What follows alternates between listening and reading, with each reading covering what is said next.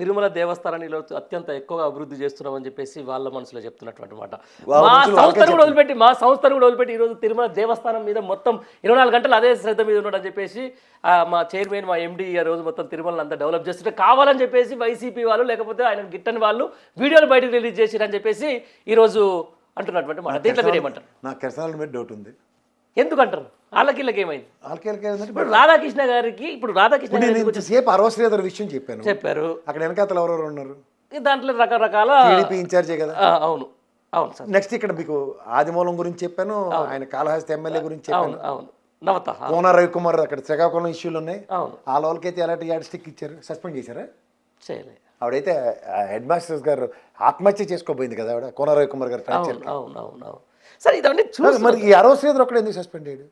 అంటే సస్పెండ్ అయ్యి కదా కమిటీ చేసినట్టున్నారు సార్. ఒకటి కమిటీ చేశారు, సస్పెండ్ చేశారు, పార్టీ కార్యక్రమాలకు దూరంగా ఉన్నారు. ఆయన అసెంబ్లీ సమావేశాలకు రావట్లేదు. మీరు ఇప్పుడు ఈ విషయం ఇక్కడికి మాట్లాడదాం, బిఆర్ నాయుడు విషయం. ఇప్పుడు నువ్వు ఫస్ట్ థింగ్ నీకు అక్కడ చిత్తశుద్ధి లేదు అక్కడ. ఓకే. రెండోది ఒక 50 లక్షల భగవద్గీతలు ముద్రించారు అన్నావు వేరే భాషల్లో. 38 లక్షలు ఉంటే గొడవలంతా ఆక్యుపై చేస్తున్నాయని మాట్లాడుతున్నావు. నేను తిరుమలకు వచ్చినప్పుడు భగవద్గీత కొడుతున్నాడు ఎవడన్నా?